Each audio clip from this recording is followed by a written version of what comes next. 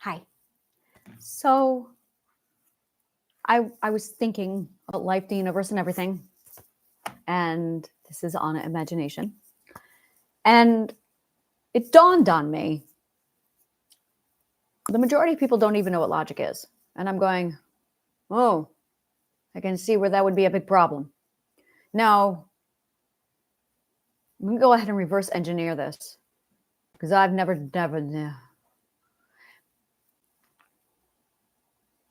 There are layers to a mastery of something. The first layer is the mechanics and the technique. And then after that, there's intuition. Now, if you just have it in your intuition and you don't have to go through the mechanics and technique, that means you have a talent. A talent is when you bypass apprenticeship. I have a talent for logic. So I naturally had it inside of me without having to go through the mechanics. I just knew it. So I was born a tradesman of logic. That's the first thing. If you're born a tradesman of something, you're set.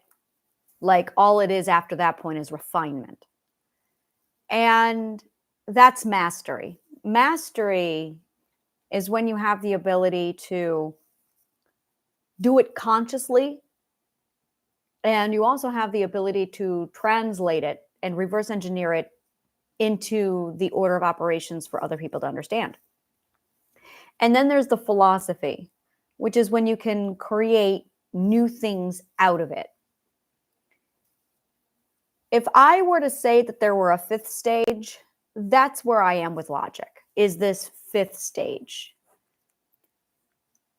I'm just going to call it Anna's stage because I don't know what else to call it. And it's not only the ability to create something new in the philosophy stage, but in this stage with logic, it's such a massive chain reaction. I can see like all of infinity with it going, okay, yeah, order of operations. It's a domino. So if I were to tell you what logic is, this is what I would tell you. It is the order of operations of comprehension. That's it. It is the order of operations of comprehension. Yeah, that's it. And underneath the order of operations, there's also the sequencing. And then there's the strategy.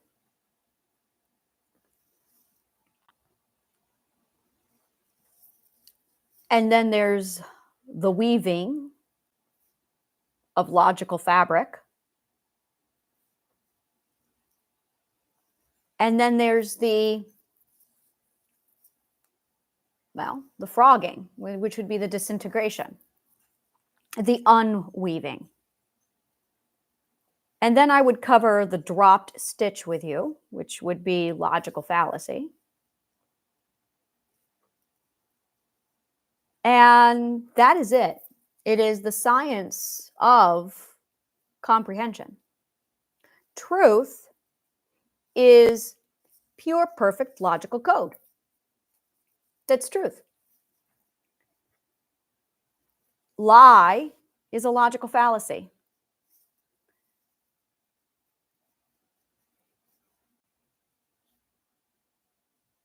So that's pretty much it.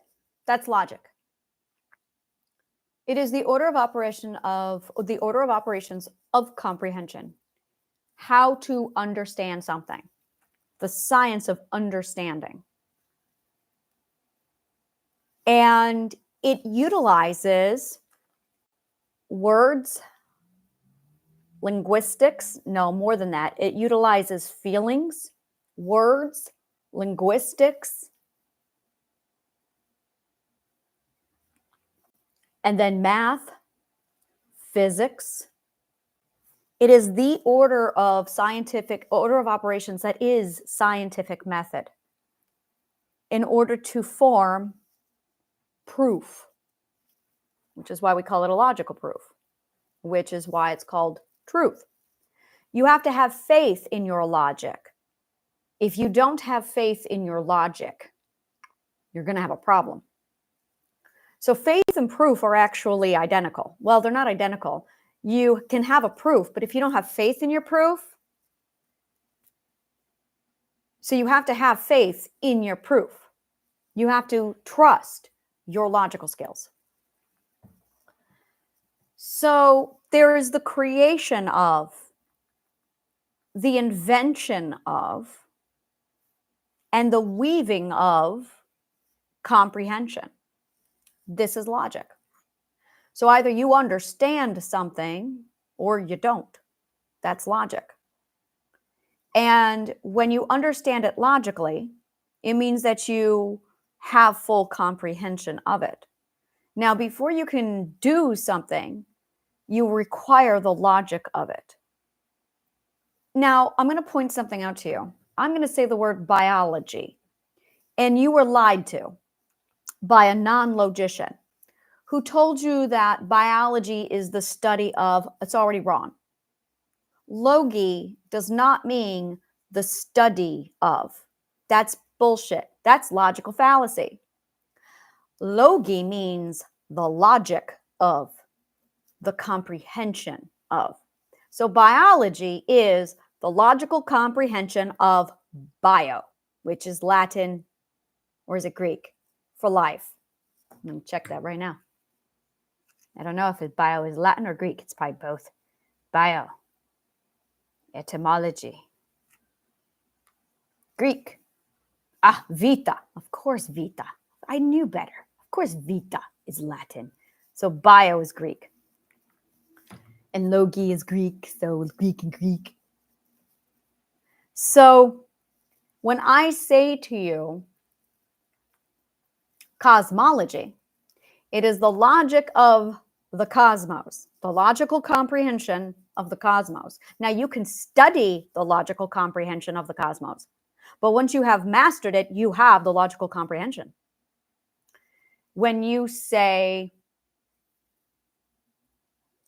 physiology, logi means logic of, logical comprehension of. So once you understand the logical comprehension of something, which is understanding the science and the right order of operations in which it takes place, then you have the ability to do the sequencing, the strategy, and all that jazz. And then you can integrate it all together.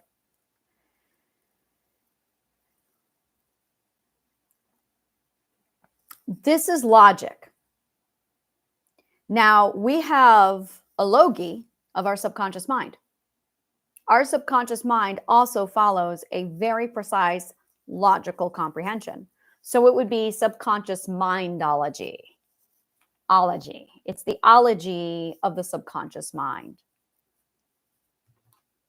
I really want to look that up now. Psychology.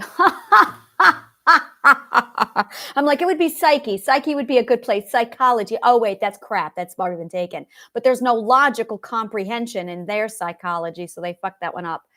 So we're back to, what do we call this thing? Psychology is the right word for it, but they have practiced psychology without any logic.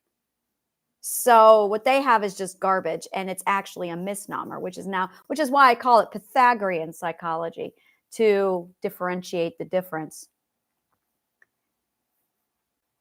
That's so funny. Psyche would be psyche.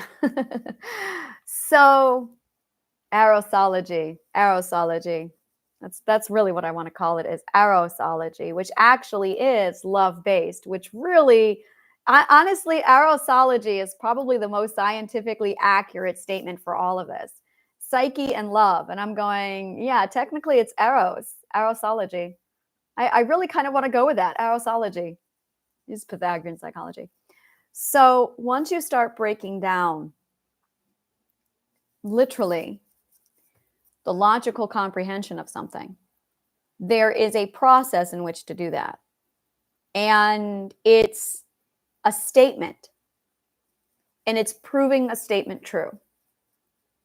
But you have to start with a statement that is so true. And this is called morphology in linguistics. So logic uses something called morphology. So morphology is often mistaken as evolution, and that's bullshit because that's not how it works. And this is how it works. When you have evolution, the root ceases to exist. It changes the root itself to create something new. In morphology, the root stays the same, and you tack on to the root. If linguistics actually were educated, they would know that, and they would not make the dumb statement, words are evolutionary. No, they're not. They're morphology. Completely different creature. Completely different creature. So when you're looking at morphology, logic is morphology, where you start with a statement. Instead of a word, you're going to go a statement. So you want to start with one single statement that you know is true. That you know is true. This is going to be the core of all your logical code. Because what we're going to do now is morph onto this one logical code, and we're going to build an entire blanket from one strand. So the question is, what's that one strand? Now, I'm going to save you time. I'm going to save you 30 years. One strand is, what is love? There you go. That's it. What is love? What is love? That is the one strand, the one that you start with. What is love? You can identify love, and you can make the next strand. You can then make the next strand. You can then make the next strand. And I'll tell you why it's love. Because love is the only thing that can exist from nothing. That's why. Only love exists from nothing. Everything else has prerequisites to it. 100% of everything else on this planet has prerequisites. Everything comes from love. So, because love comes from nothing. Love has absolutely no prerequisites to it. So we're looking at this thing. What is love? And you start weaving and you start building from there. But again, it's morphology. So it starts with, what is love? Love is X. Did my parents love me? Yes or no? They did? Okay. Yes, they did. Great. Now we have an example of love. Now, what do you love to do based off of that example? Well, I love X, Y, Z. That love then goes in to define who you are. But you have to have a defined love in order to do that. And then you start weaving the self together on logical comprehension in that section of love. And then it grows. Like it literally just spans out from there. Everything we do is based off of love, which is the forward motion of growth, which is growth itself, which is the propelling motion of going forward. So, which is why you start with love. But if you tamper with what is love, if you change it, the whole thing's going to fall down. Who you are is based off of what you love. So if you have a definition of what is love here, and you have not solidified it on a logically true belief of what love is, the whole thing is going to come down, which is now we get into an identity crisis. And if somebody doesn't have the defined what is love, then they're not going to be able to build, which is why a lot of people get stuck right there. So that's really what it comes down to over and over again. That is it right there. That is it right there.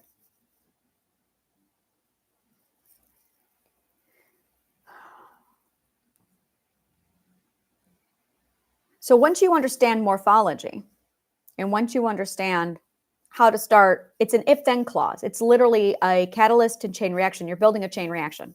You are building a chain reaction right out of statements of morphology. And then in order to verify if a statement is true, and this is it, is now you have a statement. Now the statement can get woven into your logical code. So in order to do that, you need to put it through checks and balances, which is logical comprehension, logical checks and balances. It's a proof to verify or validate that the statement is true. The statement is true when it balances and aligns with Mother Nature. So the most common one that we love to give when you start logic classes is the sky is blue. Now, this is a dangerous territory because we now get into something where we talk about the validity of our ability to read or process data via our eyes. Now, the argument that was given to me when I was a child going through this stuff was, are all eyes the same? However, that has a logical fallacy inside of it that I now can see. And now I'm going, well, that's just garbage. Because you're not basing it on all eyes have to be the same. You are basing it off of the constants, not the anomalies and the constants. So an eye that sees, that is colorblind is literally an anomaly. which means that's not valid data, which means you should not be calculating that into your entire algorithm. If every single one of us did see a completely different color, then I would say, yes, okay. But those are anomalies. That means an eye that is colorblind is not whole. It's been destructive. It's not destructive. It's been damaged. So it doesn't fit the criteria for the control group. So it needs to be completely removed from the data. So now we ask the question again, is the sky blue? Yes. Yes, it is. It is. Because we have defined blue as being X with a very certain color algorithm. And the sky does fall into that criteria. Now, whether or not we perceive it is a completely different topic. So when somebody throws color as an example for a logical fallacy at you, that in itself is a fallacy because there is actual science and color science behind the definition of blue.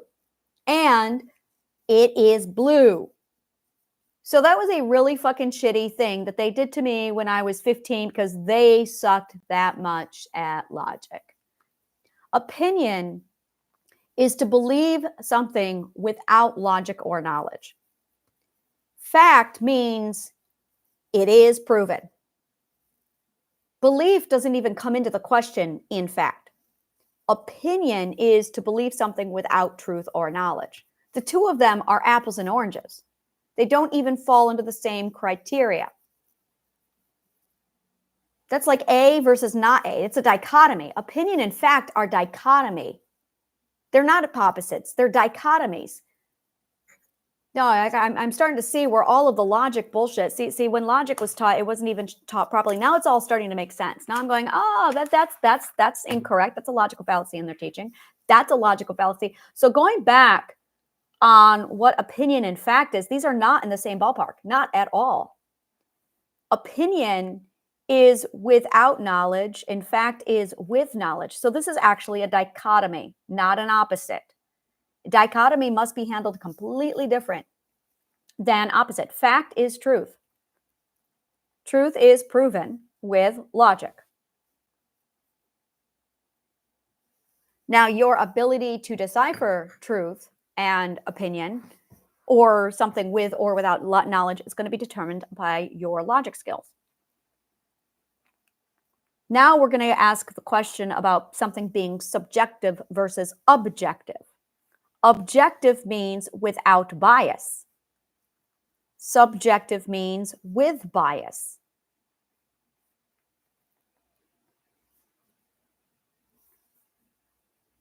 So clearly you require an objective opinion to obtain truth and pure logic. But in order to have bias, now you are looking at an opinion again because there is without knowledge. As soon as you have bias, you don't have knowledge. Bias is incompatible with knowledge. There it is. So as soon as you have bias, you have voided out knowledge. We're done. Bias, okay, well, now you're in the opinion area. Now we're back into the ego.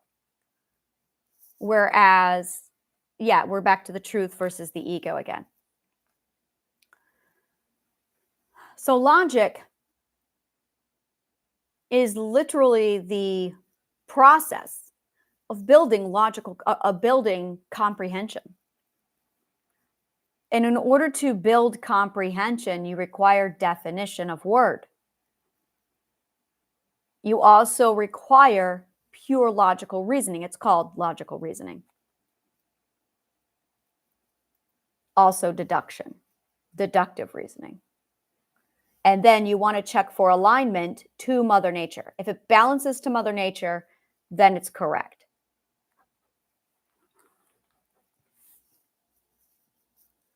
So, yeah, there it is. And we think this way, whether or not you're taught. You think this way. This is logic. This is how our subconscious minds are composed and built. And the moment we come into the earth, we start using feelings and intuition to start weaving all of this logical comprehension together. which is how we morph into language skills. And this is exactly this is morphology. Morphology is pyramid building. Evolution, there's no pyramid. This is it right here. Is morphology is you've got a pyramid and then you've built it, and it's literally a prerequisitional of here's the foundation, we're going to keep building on top of this. But you've got a whole pyramid at the end. That's morphology. Evolution is the one brick became something else, became something else, became something else until you don't have a brick anymore. That's evolution. Words don't evolve, they morph. Big, big difference. Big difference. It's completely different. So when you're going into logic and you're looking at word definition, you're looking at morphology, you're wanting to know what the words actually mean that you're building. Well, first you got to purify the definition. And that's the big problem that we have today is you've got all this bullshit on top of it because people are sloppy with the language. And now you've got to go into the etymology to look at the original root morphology core. And then you got to see how it transpired, how it morphed. And there's going to be a moment where some ignorant fuck decided to misuse the word. And that spawned a whole illogical fabrication of bullshit. And now everything from that point on is garbage and it doesn't work. So you have to go back to the beginning of the word prior to its contamination. Otherwise, you can't use it in your logical code because it's not going to work. You're going to have it's going to contradict each other. The whole thing's going to fall apart. You can't do that in logical code. So, which is why I go back to the etymology, which is why scientists are so critical about you need to make sure that the word is correct. But the problem is logic is at a point now where there's so little of it taught that even scientists are starting to make basic logical error, like confusing opinion and fact as being opposites when in fact they're a dichotomy. So the opposite of knowledge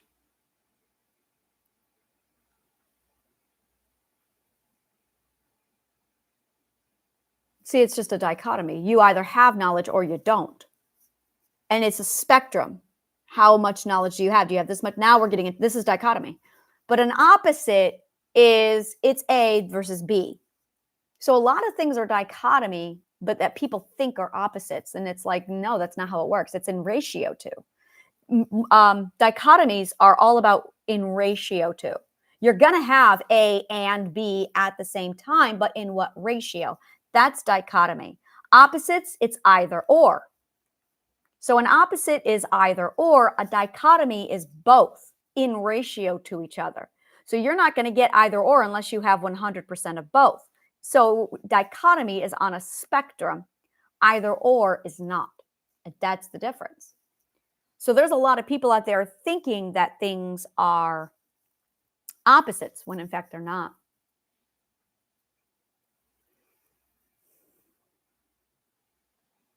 The very first rule of logic is to define your word. If you don't define the words, you're not going anywhere with logical code. Not at all. I'm still in my cave. I really want my cave to be over, but I got to get through my cave. And I can't tell which way this is going to go when I get out of my cave. So I'm going to go over to my imagination playground now and think about all that. Thank you. May the kindest of words always find you.